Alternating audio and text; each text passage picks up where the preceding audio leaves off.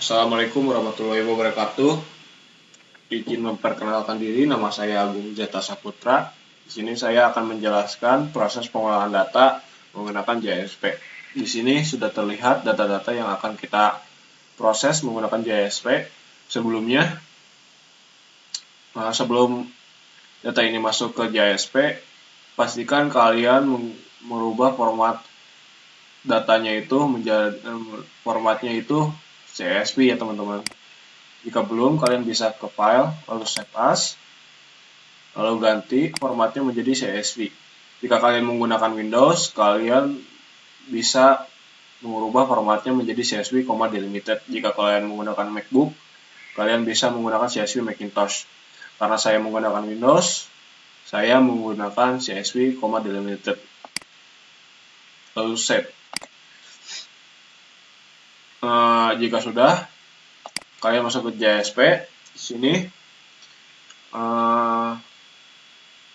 saya akan proses pengolahan data yang harus mencari hasil koefisien reliabilitas, koefisien alat ukur, analisis dari item race correlation, analisis bukti validitas, good fit indices, dan faktor loading. Kita masuk ke opsi, lalu open, lalu kita ambil data yang akan kita proses.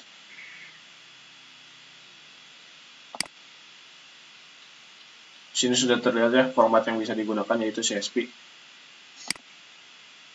Masuk. Nah, sebelum kita pemrosesan data, kalian harus merubah formatnya dari ordinal ke skala untuk semua item.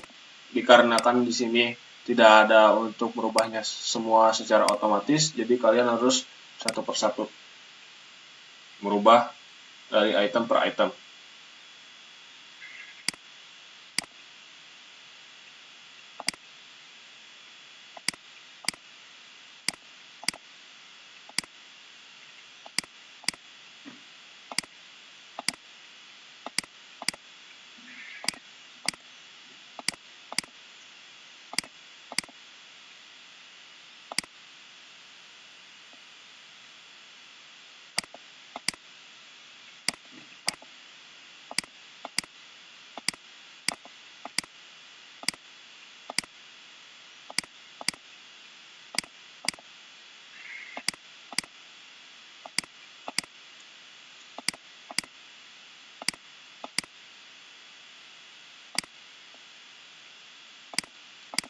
Jika sudah mengubah semua data ke bentuk skala, kita ke reliability, lalu ke single t-test analysis. Di sini sudah terdapat tabel untuk reliability analisisnya. Yang kita perlukan itu masukkan item ke tabel variabel.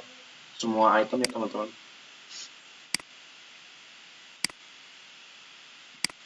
Lalu kita masukkan, kita tunggu hasilnya teman-teman.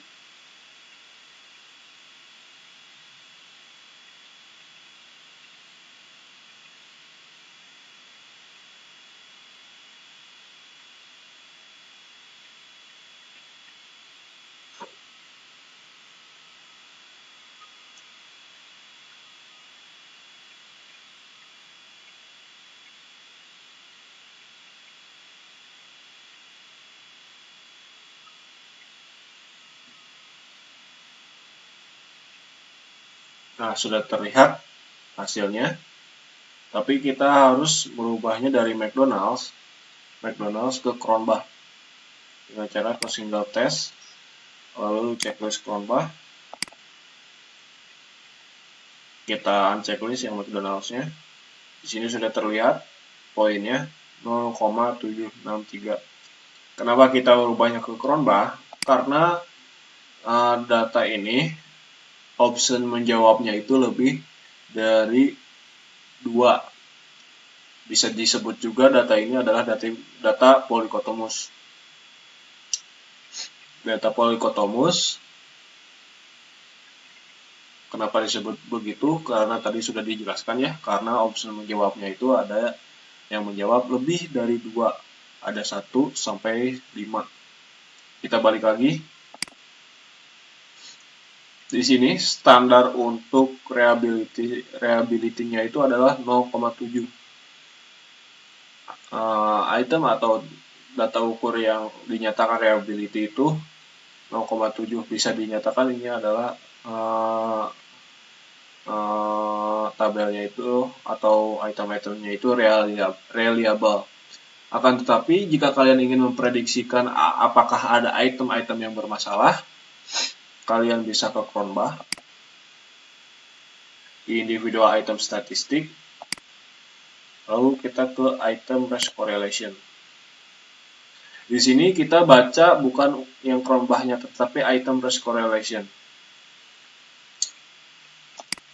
Item yang dinyatakan koefisien yaitu item yang nilainya itu minimal 0,4, teman-teman. Di sini kalian bisa melihat hanya ada dua item yang dinyatakan koefisien, teman-teman, yaitu hanya power 2 dan power 3. Selain itu bisa diprediksikan datanya itu atau itemnya itu ada masalah, teman-teman. Kenapa patokan dari tabel reliable dan item race correlation itu 0,7 dan 0,4? Karena saya menggunakan buku pegangan dari Densi, teman-teman.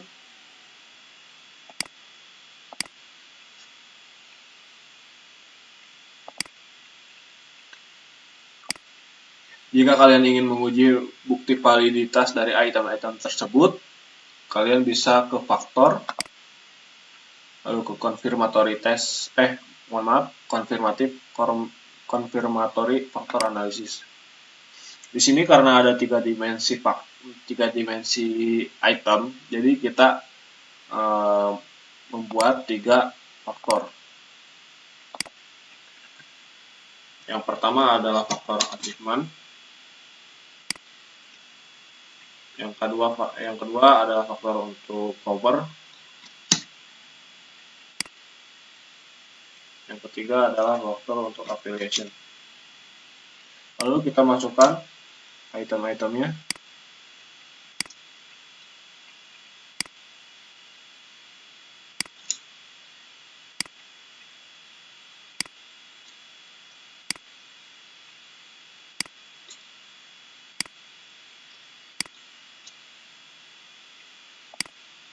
Nah, ini adalah dua tabel utama, teman-teman.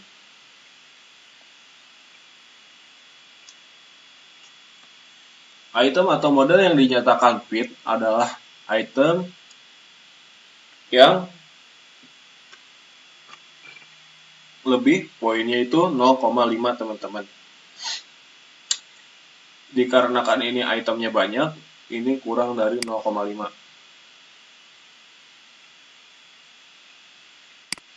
Di sini terlihat ada tabel parameter estimate.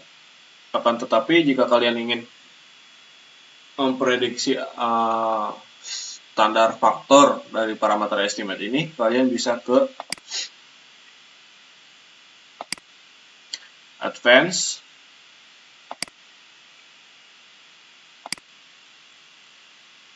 lalu kita klik ke all.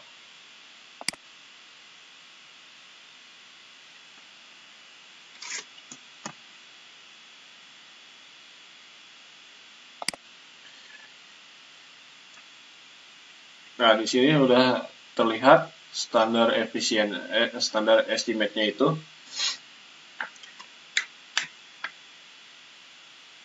Di sini standar estimate-nya itu item dinyatakan koefisien itu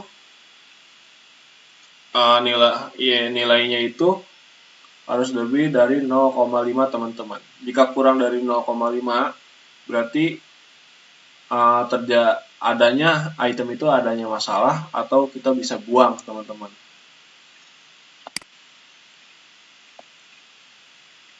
Di sini hanya ada satu model fitnya. Jika kalian ingin lebih tahu atau lebih banyak untuk model fitnya, kalian bisa ke bisa ke additional output, lalu ke additional fit measure, lalu ke R-square.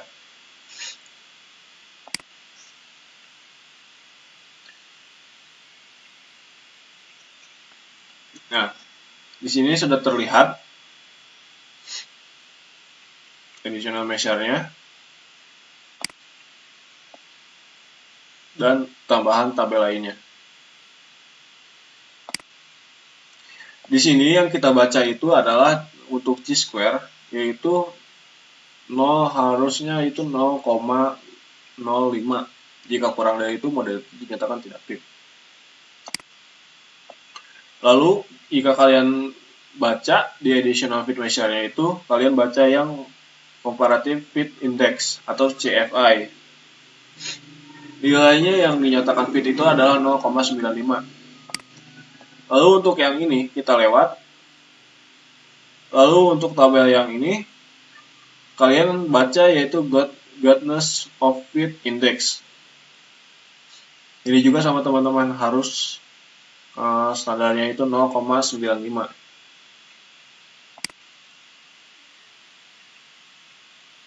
Ya bisa dilihat teman-teman ya. Jadi bisa disimpulkan item-item yang dapat digunakan atau yang bisa dikembangkan itu hanya 2 teman-teman. Untuk dikembangkan lebih lanjutnya itu hanya power 2 dan power 3. Yang selain itu kalian bisa buang atau bisa diperbaiki ya teman-teman ya. Untuk alat ukur ini. Untuk prosesan alat ukur ini. Bisa dilihat ini juga item-item yang tidak koefisien itu tadi dijelaskan lagi, yaitu yang koefisien itu yang minimalnya 0,5. Selain itu berarti item-item itu tidak koefisien. Kalian bisa membuang item itu dan bikin yang baru lagi.